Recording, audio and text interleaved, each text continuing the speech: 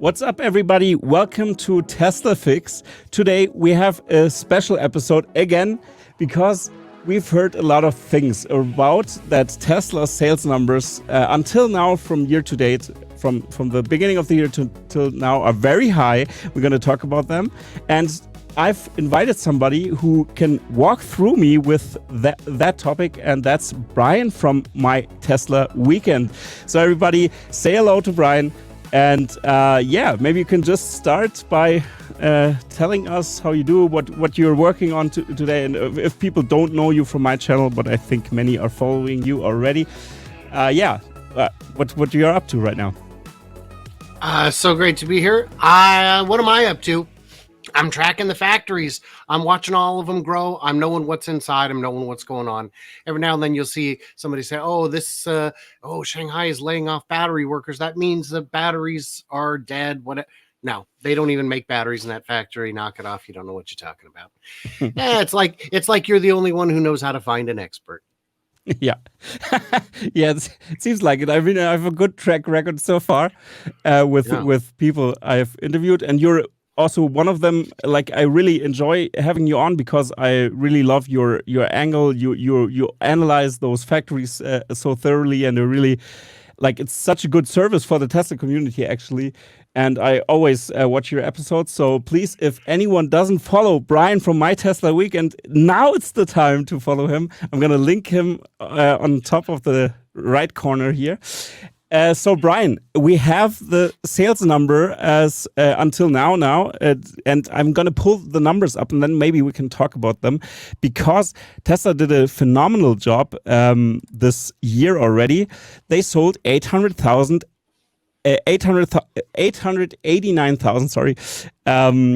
of their cars, of their EVs this year. And if you compare to GM, which have 32,000, and Ford 25,000, and Rivian 20,000 cars, and Lucid around 4,000 cars, but this number is still in the works. But if you can compare it, you see, the competition is coming. You can really clearly see it here.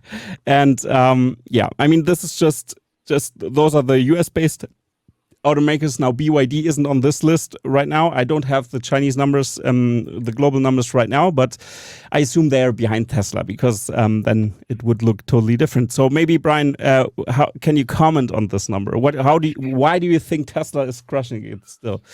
So how's the climate there? There's a bunch of reasons. The first one you got to look at is interest rates have gone up. That means you can't buy as much car as you could 6 months ago, a year ago. Mm-hmm. What do? Well, we can drop the price. We've got the margin to work with. And I say Tesla's got the margin to work with. They can, and we've seen it. We've seen price adjustments across the board, which allows them to continue selling when others struggle. When the Model 3 saw its big price drop, GM was already losing money on every Chevy Bolt that they sold. They just said, we're out. We're done. No more Bolt. We've exceeded maximum pain. We can no longer justify selling these at any price, let alone more than a Model 3. So then the question really comes down to, how many cars can you make? And the answer in Tesla's case is more. We can always make more, and we're making more. You've seen the factory in Berlin getting its second and third lines put in. That's going to triple the output capacity by about the end of the year. The same is happening in Texas. Fremont is about maxed out. But these cars are priced right, especially in the US, where almost all of the vehicles that they sell qualify for some kind of incentive somewhere, and in many cases, a whole lot of it. And in some markets, a Tesla Model 3 is cheaper than a Camry. Okay, that's crazy. And the Toyota Corolla as well. I mean, in many states, it's already cheaper than the Toyota Corolla, which is a bestseller in the US also. Very entry-level car. It's crazy. Yeah. And one thing I would want to ask real quick while we're super early is in the comments, tell us, where are you watching this from? Because that's interesting. I found some interesting, because that will also help us understand what we should focus on next time. But it's just very interesting, and I always want to know. Yeah, thanks for bringing that on. Of course, I always forget my comment section, so please write where you're from. Yeah, thanks, Brian, for bringing that up. Yeah. That's a good point. But I think because you've talked about pricing, and I think it's interesting how Tesla is pricing their models now, and with the incentives and everything. I think it's very interesting because this question was also asked on Twitter here, and I think it's interesting to see. Marcello P. Lima asked what were the gross margin for each one of the automaker here, and then. Yeah, we have some numbers here. Tesla was 21% auto gross margin, and Ford was minus 102%. Rivian minus 80% gross margin. Lucid was minus 235% gross margin. Not a typo. Not a typo. And GM doesn't disclose EV margins. So this is crazy. If you think about it, and the economy of scale, you can really feel the economies of scale hit now because, of course, forget the incentives. Even if the incentives aren't there, this is absolutely crazy. Like it's crazy, and the manufacturers are, for the longest time, the analysts were saying, "Well, Tesla's got this nice little head start, but once the switch is flipped and the legacy guys come online, they're going to build something. The competition's they're going to build something better, faster, cheaper, nicer, more reliable." And now that they're into the thick of it, they realize, hey, how come our batteries cost so much more than theirs? Oh, because they started sourcing a supply chain 12 years ago. Okay. How come all of their efficiencies across the board are better? They went all in. And the real problem that the legacy guys are facing is that their competition is not Tesla. It's not BYD. It's not Polestar. Their competition is their own internal combustion engines. So you've got cars over here that you're making 6-8% margin on, and now you're going to lose those sales to sell something where you're making a negative margin. It's a death spiral. And Ford has made the novel approach of they're trying to split their company in half into EVs and gas cars. And what's going to happen is, for now, the gas cars are subsidizing the electric cars, but pretty soon that'll be the profitable side and they'll cut the company in half. Yeah, that's also what you mentioned with Ford is very interesting because I've seen on Twitter also from the car dealer guy, he's called, I think, and he said interesting things because he gets fed some insights from car dealers, and they actually the Ford Mustang Mach E is sitting on the lots right now. They can't sell them. It's almost because the car dealers also are a little bit, let's say, not happy about Ford's talking through the like in the recent interview with Fully Charged. Jim Farley said that he talked around the topic, but he pretty much said they want to go direct to consumer with selling as well. So this, and they kind of plan have for them. to. Yeah, they have. So let me see if I can share this real quick, because I've got something I can share. That is Auto Trader's website. And it is. There we go. This is how many units they have available. And it is 10,180 results. Okay. You can see in the US. And that's, let's see if it would just click new, if it changes it. So 9,000 new Mustang Mach E's on the lots, sitting around waiting to be sold. That's a high number considering their production numbers. I think I'm not sure. I don't have them in my head, but that's crazy.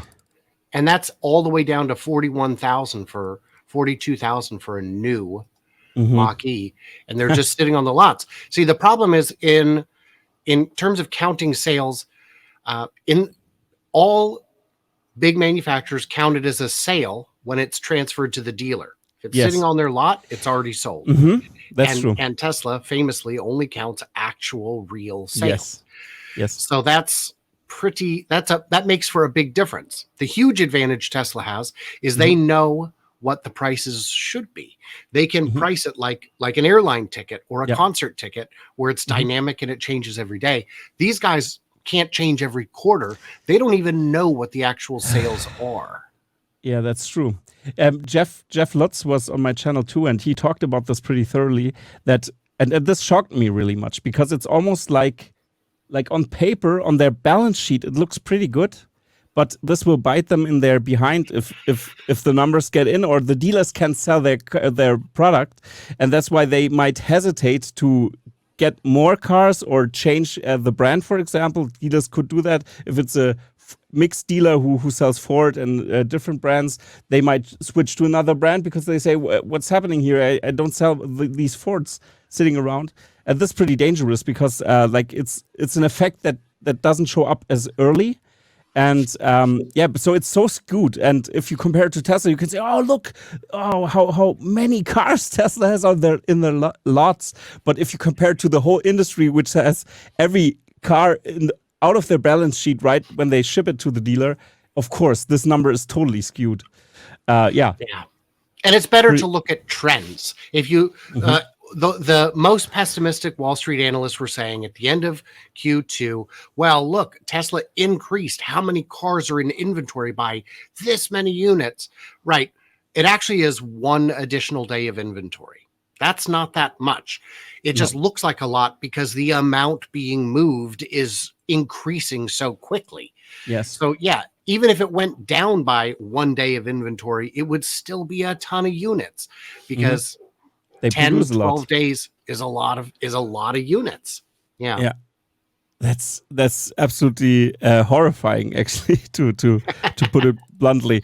So why do you think this is? Do you think like you've analyzed the factories again, and you talked about it in the beginning of the episode a little bit.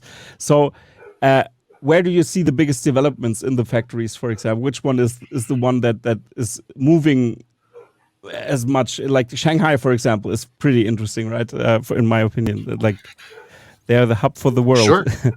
Sure. So Shanghai isn't going to be very exciting, because all they're doing is they're maxed out. You will continue to see incremental improvements in production and production numbers, but they're maxed out. They're out. That 100 acres that was way too big. No, it's full. It's overfull. Yeah. In Berlin and Texas, big excitement there, because we've got the second and third lines going in. Nameplate capacity is going to triple. They're going to go from 5,000 a week to 15,000 a week. And it looks like crazy. The battery supply is such that they'll be able to actually produce those kinds of numbers, which means we may see some more price cuts coming.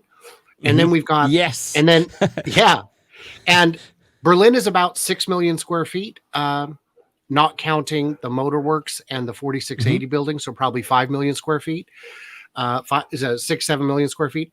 And then you've got Texas, which is 10 million square feet. If you include the additional buildings, 9 million if you don't.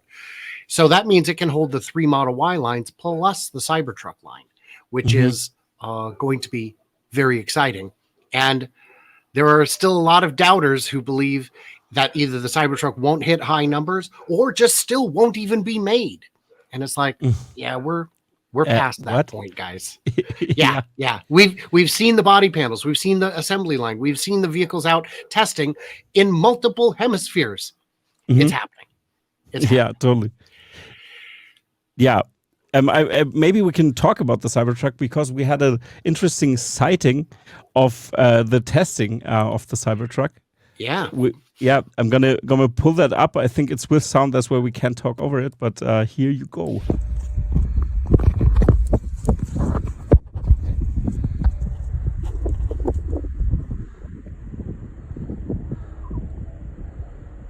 The Cybertruck testing in the snow. So to those people who say it doesn't happen, it won't happen, there you go. There are a lot of sightings of Cybertrucks rolling around doing the final testing, and in weather conditions. And if they are testing them in weather conditions, they're way past the point of testing them on their own tracks. So that means they are pretty far in development, actually. And these are the last tests before they're gonna put them these are the or final produce road them. tests. Yeah, these are exactly. the final road tests. It was already tested in the Alaska proving grounds that Tesla's been using for years. So yeah, the big questions remain. What's the range? What's the price? Give us the specs and the price. And they're like, no, soon. So, Yeah. well, come on, man, you're killing me. Yeah. But it's happening and it's exciting. And I just love that they camo wrapped it, because now you have no idea what's under there. What is it? Could be anything. Yeah, it could. Maybe it's like brushed silver. We don't know.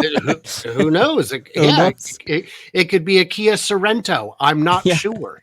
Yes, and with the camo print, it's almost like that's a floating car or just wheels moving, because it's camouflage. You can't see it. I can't see it. We can't see it. Yeah. No, I really liked also the camo wrap, which was like also. I love it. I mean, is Tesla marketing? Yes, they are with that, for example, as well, to get an idea, people to get the idea in the head that they can wrap their Cybertruck, which. Many people do already. When they buy a car, they just wrap it to like have the paint secured and everything under that to have the good resale value. So yeah, but how do you think the timeline will be? Will they make it to end of year to at least present it? When will they ramp it up? What are the indications in the factories? Well, I have it on good authority. It will happen years ago. No. So my expectation is, based on the rate of testing, I think hitting it this quarter is going to be a little bit of a stretch. I fully expect there to be internal deliveries to employees well before the end of the year. In what kind of quantity, I don't know. I would expect, at this point, I'm expecting fewer than 2,000 this year, but the ramp to get real serious early next year. One of the constraints they have is, as far as we can tell, it has only been designed as a 4680 vehicle with structural pack. And we know that the 4680 line is just not up to speed. There have been delays with it. Panasonic started developing their own 4680 in cooperation with Tesla, and they have pushed that out as well and said, we're actually going to focus on the 2170s. Can they use 2170s? Sure. We know they can. They've done it with the Model Y in Texas. They make two different Model Ys, the 2170 version with the traditional batteries and the 4680 structural battery pack one. They make both of them, and they are slightly different cars. The 4680 version doesn't have a floor pan on the body in white. So it ends up being a slightly different vehicle. Can they do that with the Cybertruck? Sure. They just would have rather not done that. In Berlin, they were planning that factory would be only 4680, and that they haven't made a single one as far as I'm aware. Yeah. So it's it's also, I wanted to add that there's something, because they planned on doing a battery production plant near the Gigafactory, but they scrapped the plans and moved to the US with the plans. So they wanted to do that. That's what I had in mind still, and I think it's in Texas now again. Like focus on Texas more. Mostly. What happened is the equipment that was set to be sent to Berlin was instead sent to Texas because they could get better tax incentives. Exactly. 4680 production is still going to happen. That building has been built. It is being outfitted. They brought in a ton of equipment. So it didn't end the plan. It just delayed it. Okay, interesting, because then I was not informed as much on that topic, because that's the last thing I've heard. But interesting. Thank you for clearing that up. That's pretty awesome. And maybe we can stay with the factories. We can now shift the focus a little bit again onto I think Giga Shanghai, because Amy on Twitter said something pretty interesting here, that the CATL Quilin factory will be becoming online right next door to Giga Shanghai. Tesla has a supply deal with CATL. Tesla doesn't need battery assembly workers in Shanghai because Tesla will be buying full packs, not just cells. CATL states their Model 3 performance battery in the M3P is a sorry. Yeah, okay. Sorry. Yeah, okay. the M3P chemistry battery in the CTP Quillen pack will have 400 plus mile, around 1,000 kilometers, and charge 10 to 80% in just 10 minutes. Those are the specs from the cell. So yeah, pretty interesting here too. You can read the rest here because I'm struggling a bit with the with the That's English. all right. So a lot of this is still speculation. We believe that factory is to provide for Giga Shanghai. We don't know that. We haven't received official confirmation.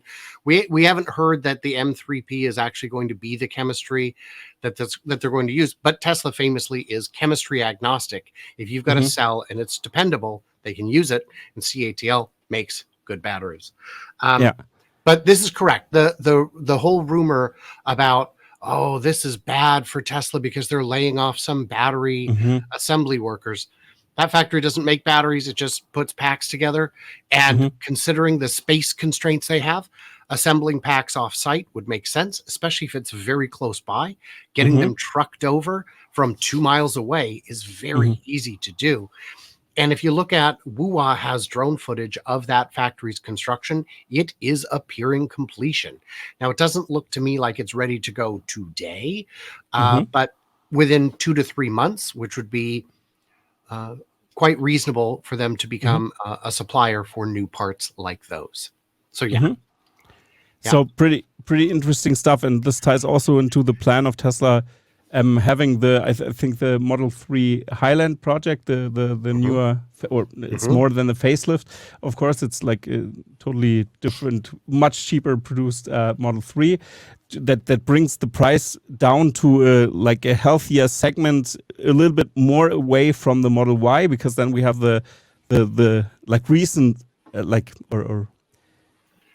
steps that make sense, like from the $24,000 cheaper car than the Model 3 Project Highland, and then we have the Model Y, and then we have the Model S, and then the Model X. So these steps make sense, I think, on the Cybertruck in between. Yeah, they do.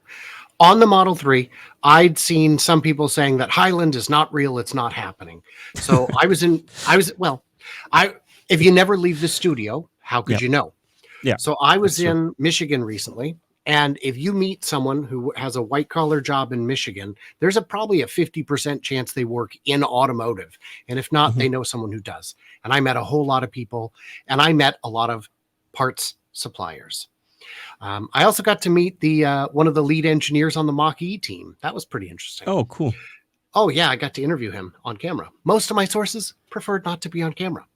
But I got to see actual parts from the Highland. I got to see the Prindle, which is the display that shows park reverse neutral drive, and they're going to be putting it above the rear view mirror, because with the on-screen gear changing, people sometimes make mistakes, but they always look in their mirrors. So that's, if you're going to go in reverse, you're going to look up here and see, I'm not in reverse. Awesome. Isn't that clever? That's awesome. Yeah, that's clever. Yeah, the brake lights have been updated. And more importantly, all of the schematics that are sent over to the suppliers say Highland on them. So if Highland isn't coming, what an elaborate ruse. What a great deception. So I also got to interview Corey from Monroe & Associates while I was there. Yeah, he's awesome. See the place in person. It was wonderful. And I asked him, which is cheaper to build today? Model 3 or Model Y? And he said, boy, that's tough. I'm going to say they're the same price. Model Y is simpler, but it has more atoms, more weight, more stuff.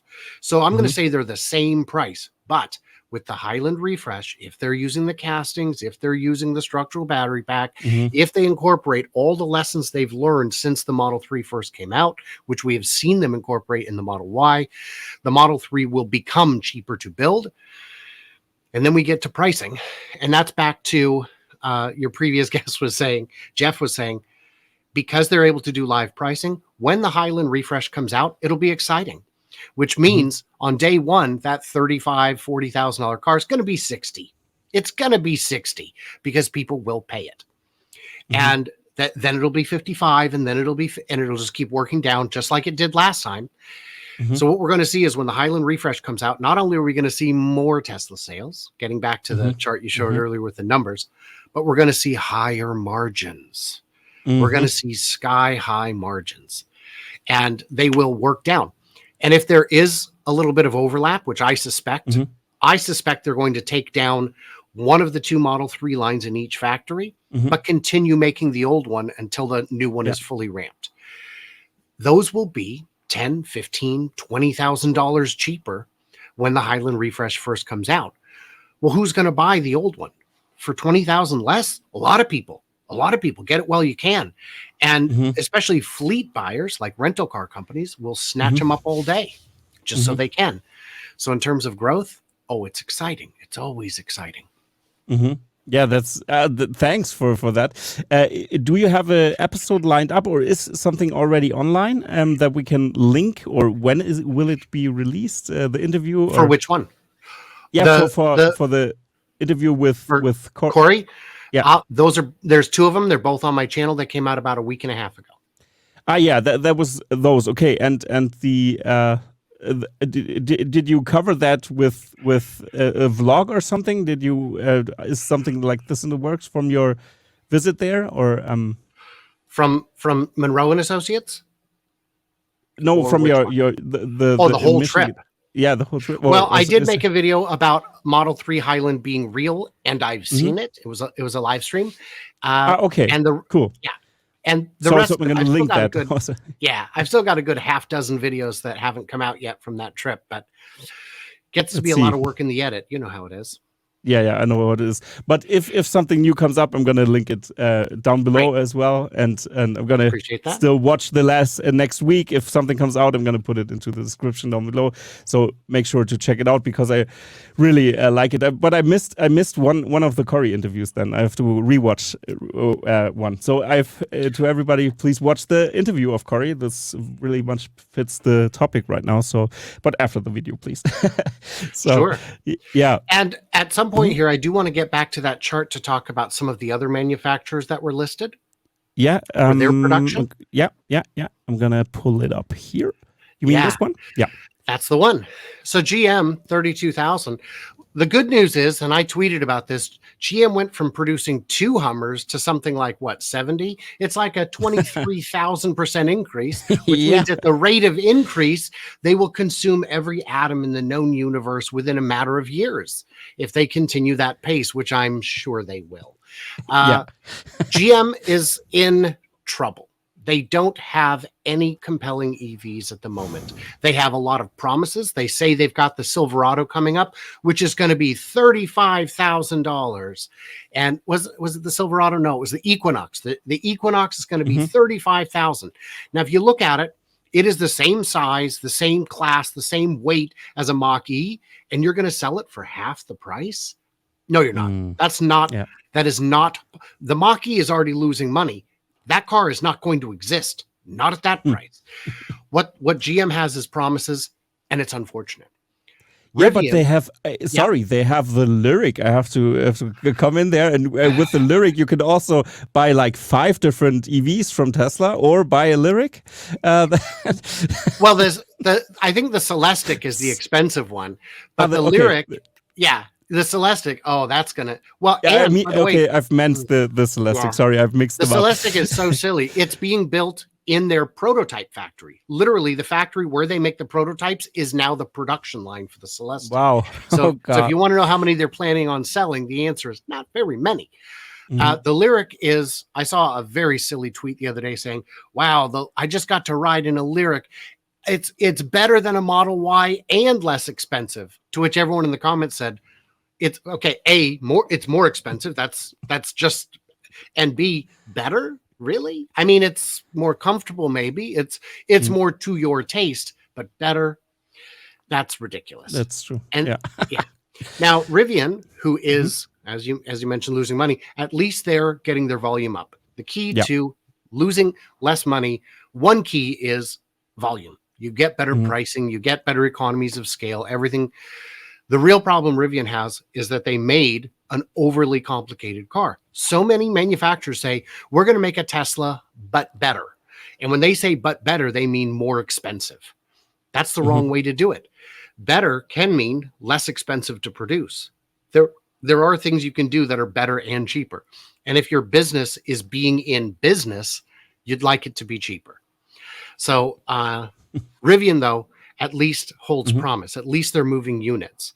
I did get out to see their headquarters, and I tried to get in, but it was a holiday. So that sad. That would be very interesting. The security guard told me, even if it wasn't a holiday, I'm just going to tell you now, you're not getting in. But okay. He's met enough of the fence. No, I was in the parking lot. Oh, I drove around. I got all kinds of B-roll. Okay, and awesome. then poor Lucid. I made a whole video about them, but they are boned. They are so boned. I talked with 2 insiders at Lucid, and they are boned. Their parts situation is a disaster. Their warehouse management is a disaster. Their supply chain is all messed up, and their design has deep, fundamental, inherent flaws. So, for example, the way I explain it is, if you and I wanted to build an electric racing go-kart for ourselves, we could design something and only focus on performance. Only focus on, if it overheats, it's fine. You and I can understand it. It's fine. And then we get this amazing little golf cart, and someone comes to us and says, great, we want you to mass produce them.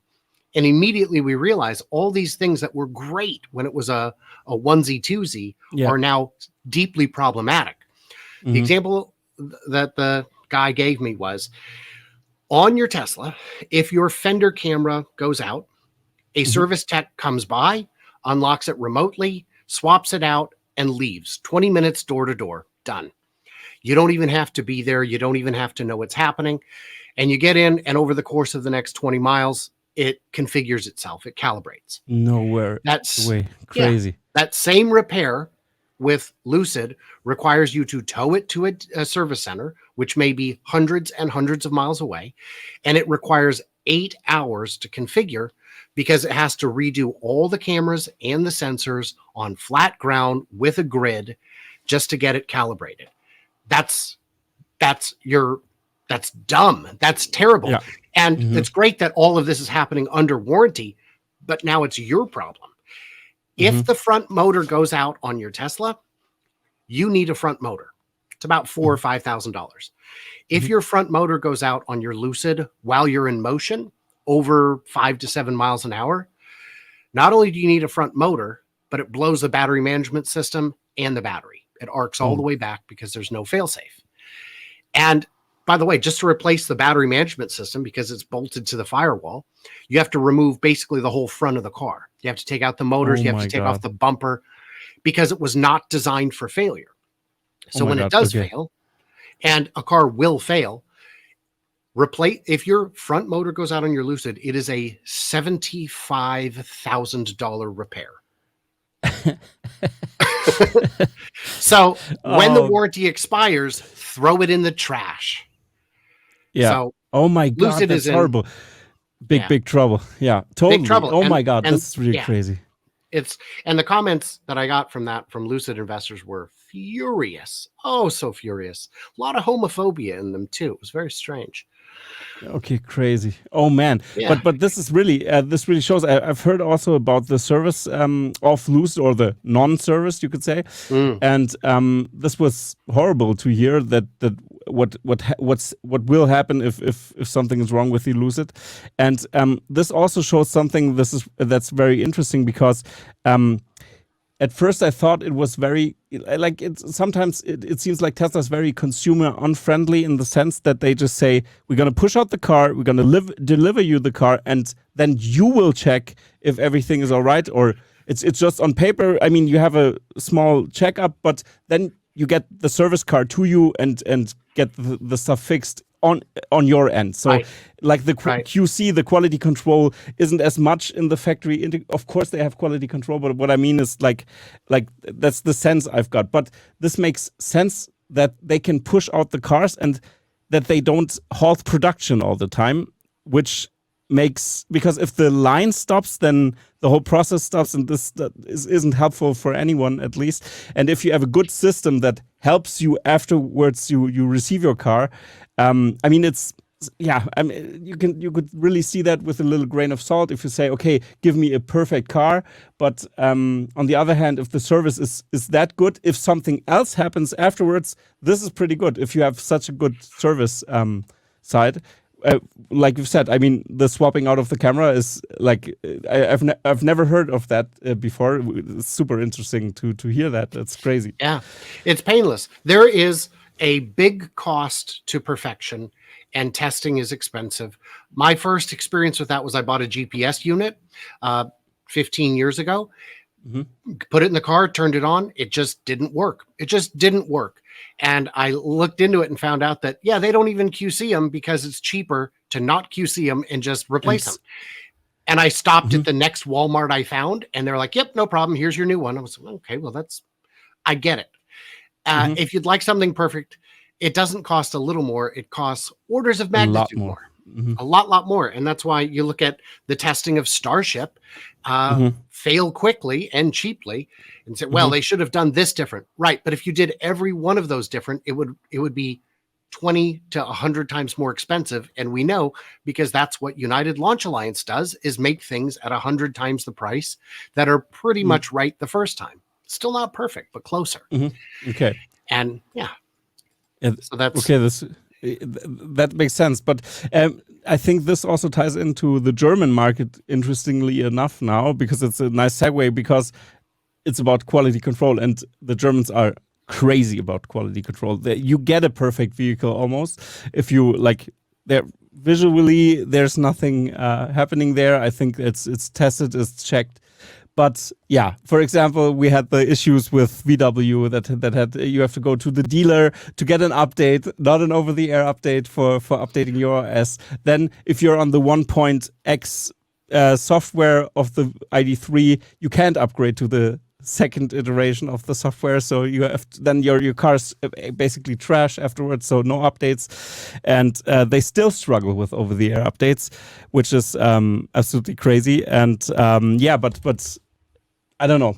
I think Tesla's approach of pushing the vehicles out so they don't halt production all the time makes sense for their goal to reach mass production of 20 million cars a year, and that's the goal for the next few years, the next 7 years to reach that goal. So yeah, I think it makes sense. Yeah. And that's pretty crazy. Yeah. Yeah. And the question becomes, just tying the whole thing together, the production. One question a lot of people ask is Tesla actually going to hit 10 million, 20 million by 2030, 2035? And a lot of people say the odds are very, very low, but the odds are not zero. And they're not zero because they are planning to create that capacity. If you look at other manufacturers, the odds of them hitting 20 million are zero because there is no plan. They are not moving in that direction. If Volkswagen has their best year ever, it'll be a hair over 10 million. And for them to grow from 10 to 12 million would be a monumental undertaking. And I have to add something there, because their plan is to reach like around 5 or 6 million EVs in 2030 right now. That's because they can't they can't do it anywhere else, because they don't produce batteries. They have to rely on their suppliers of batteries. And if we have those big players like BYD and Tesla swooping up every battery you can get, it's pretty hard. I mean, they will have contracts, of course, but not on the same scale. I don't see it. I mean, all their R&D is in internal combustion engine vehicles, and so if you're a battery manufacturer, you have a choice of who you're going to sell to. Would you rather sell to Tesla, who you know is all in and is absolutely growing, come hell or high water, during lockdown, during recession, they're still growing? Or would you like to go with GM, who's going to cancel their most popular car, with Volkswagen, who's going to shut down their EV factory for 6 weeks, as if they saw Punxsutawney Phil come out and see his shadow? It's you are in business. You have to have a customer. And honestly, I would rather sell to a steady customer for 3% less than an unsteady customer any day. Yeah, that's true. Yeah. Oh, So yeah, it looks pretty dire for the German OEMs. I don't really see them like really like doing something special or I don't know how they could turn around. It's and even now I've heard that like from the I don't know which one of VW was it, but it was a head. He said in the China in the Shanghai Auto Show, I think it was. He said that they're gonna be investing in internal combustion engines again and be like focus more on that segment. And it really doesn't make sense. It's almost like they contradict themselves pretty much. I mean, they try to push that so fast forward, but now they are talking about this again a little bit. So this was a strange statement. Horrible to hear something like this at times like this, and if like it's almost like they just want to get into the grave faster than they can.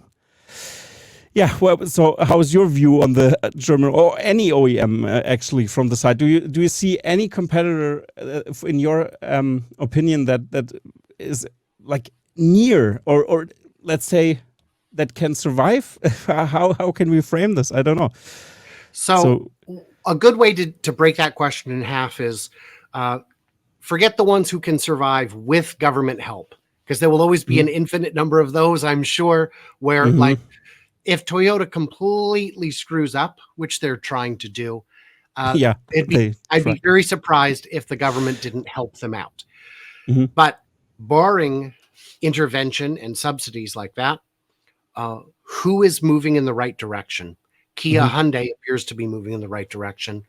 Honestly, Volkswagen appears to be moving in the right direction because they're trying to move down market.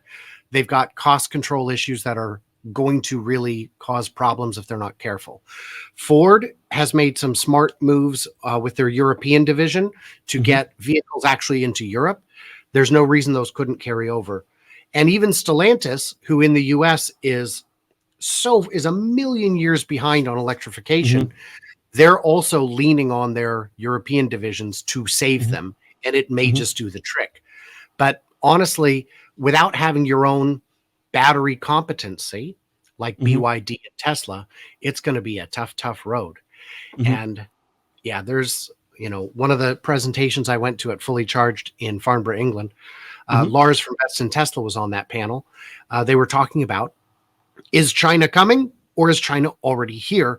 And the answer was China's already here. And the conclusion at the end of it was German automakers are running scared because they finally realized that it's not Tesla they needed to be afraid of all along. It's the 20 Tesla knockoffs coming from China that are not as good as Tesla, but they're awfully cheaper. good. Well, or good, cheaper, or they have other benefits. Some of them are just very attractive cars. Some of them have little features that you might like. Some people just don't like the name Tesla and would buy something else. And if it comes down to something else, and you've got that's 5 or 10 European models to choose from and 20 more Chinese models, it becomes a little more challenging. Yeah, that's true. I'm gonna pull up the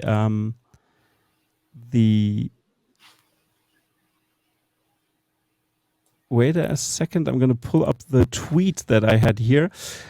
Can you see this? I'm not sure if it's very small. I can see your OBS. Oh, okay. No, that's not okay. Then I'm gonna do it differently, but then we can maybe just switch over to the next topic. I'm gonna show you the tweet because it's pretty interesting. Or maybe I just read it. I mean, Ralf Brandstätter, the CEO of Volkswagen China, that was the person at the 2023 China Automotive Forum, said, leveraging our expertise and position in the ICE market. This year, our market share is up 18% to 20%. We will introduce 17 new combustion models until 2030, and we are pushing hybridization. So dumb. 17. What's wrong with the steam engine? Why don't you introduce some more of those? Yeah. How about 3 different types of combustion engine? We can do a steam engine, then an gas engine, and an electric engine. How about that? 3 or 4 maybe combustion types. How about hydrogen also? Yeah, it's ridiculous. It's just and Toyota's making an equal mistake. They say, we've got a new platform that we will use to build hybrids, electric, gas, and hydrogen all in one. Have you ever had something that did 4 different things that could do any one of them well?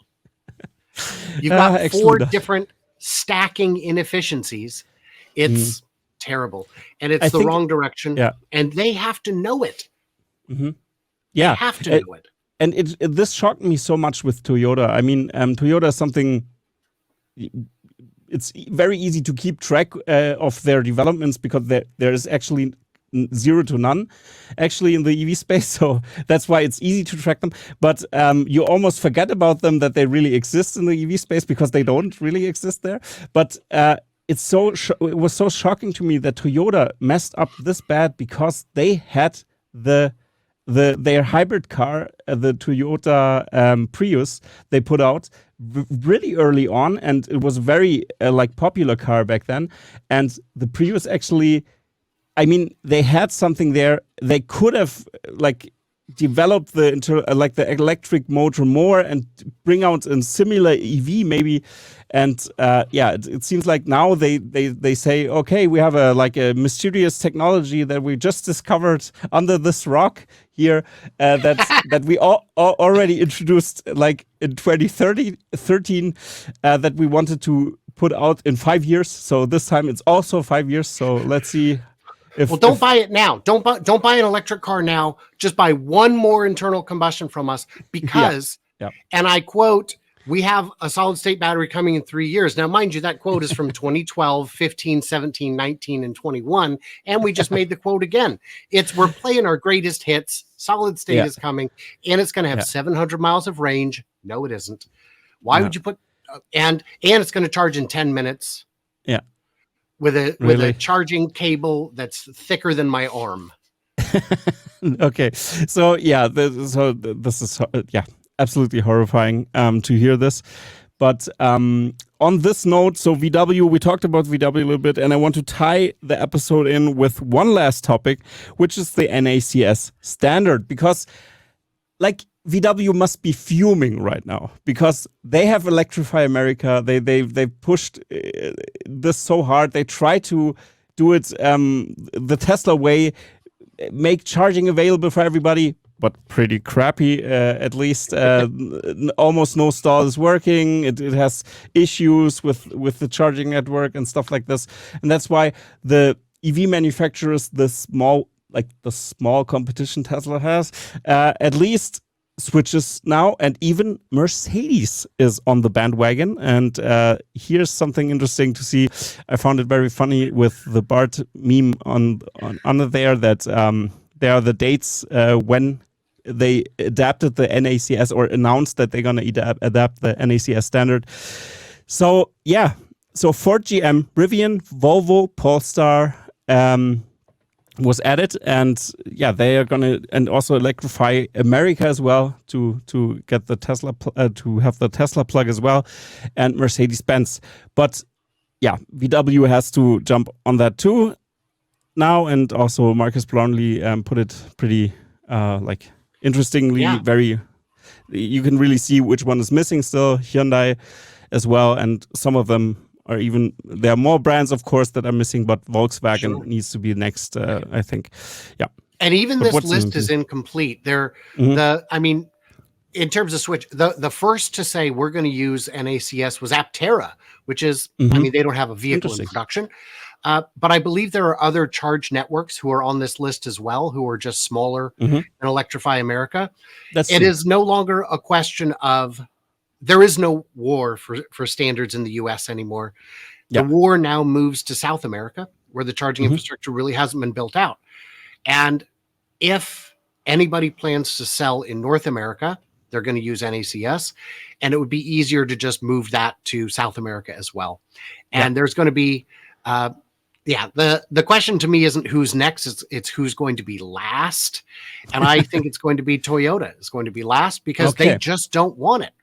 When you look at, there was a lawsuit against Philip Morris, the tobacco company in the 80s, I think. And their settlement was, you have to pay this huge amount of money to run anti-smoking ads. And they ran them and they were terrible. They were not convincing. They were not compelling. And some of them even made kids want to smoke. That's what Electrify America is. Electrify America was born out of the Dieselgate settlement. The mandate said you have to have X number of stalls. It didn't say they had to work. It didn't say the solution had to be effective or efficient or affordable. You just have to have stalls.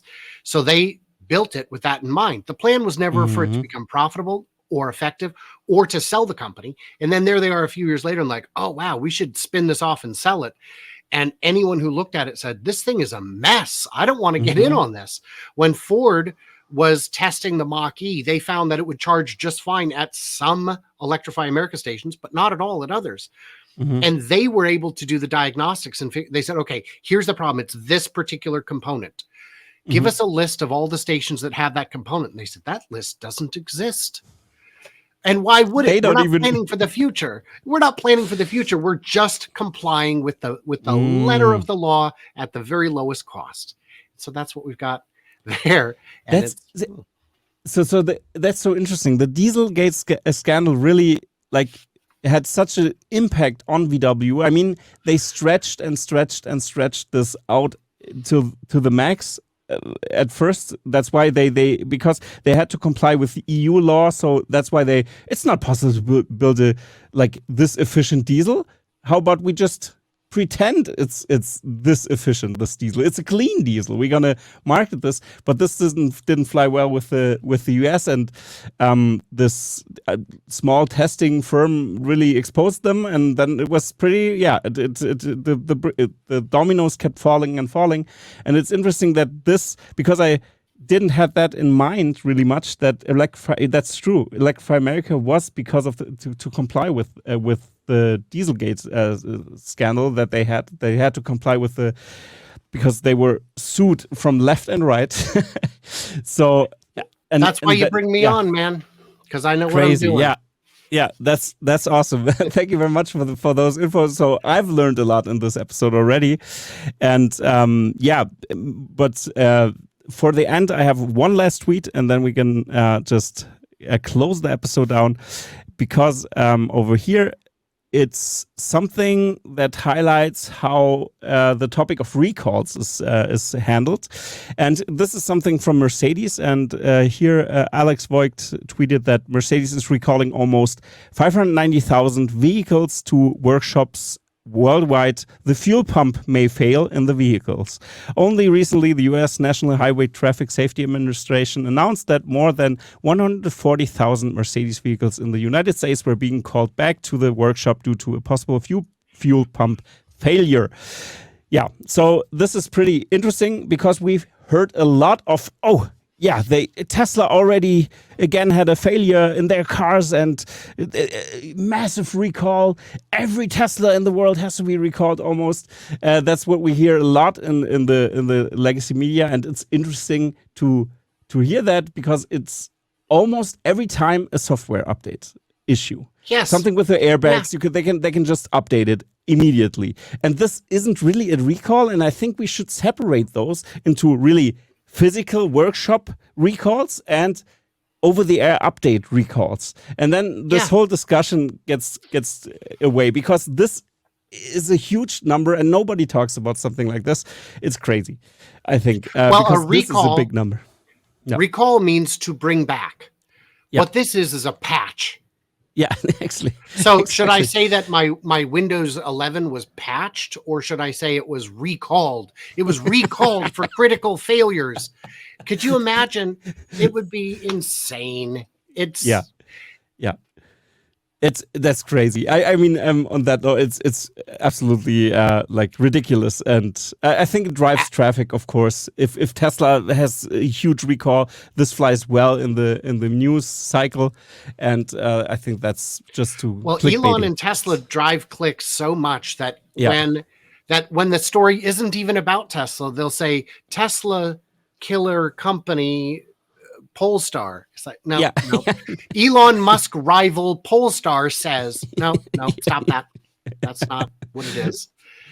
And they know what they're doing. And people get furious. Why does Elon show up in the because you just engage with it. Stop doing that and they'll stop doing it. Yeah, that's true. So on that note, I wanted to end the episode to have this anecdote on the end. And Brian, I'm very happy to have you on. And this was very fruitful, I think, insights. You gave very fruitful insights here onto the Tesla topic, the factory topics. I've learned a lot in this episode, so thanks for that. And maybe you want to plug something that you have going on, something people have to check out right away, and they're going to leave the episode with that. Well, I will be at the California Tesla Takeover at the end of July. And it looks like I will also be at Fully Charged in Vancouver, BC in September, and at Fully Charged in San Diego in October. Because you know me, man, I can't help it. I got to get out of the studio. That's where I learn everything I know. Nice. I mean, Brian, that's awesome. I wish I could join and go there as well, but I live sadly in South Germany. So for me, it's right now pretty difficult to travel because I recently became a father. Some people know that already from my channel, but I try to go to Tesla Takeover next year and I'm planning that if this will fly, I'm going to come over the pond and visit you guys all and meet up with Fazad, with you guys if you're there. And yeah, I hope, I'm looking forward to that, to meet you in person and just drink a cold Giga beer, which I've ordered already and have laying around here for a special occasion. So that's why I'm going to come over with the German Giga beer. Yeah. All right. It'll be great. So, Brian, thank you very much for being on. And there's just one last thing to say to my audience, and that's goodbye, everybody. Wasn't this episode awesome? Let's accelerate the pace of innovation by subscribing to TeslaFix. It is my absolute favorite channel on the whole interwebs.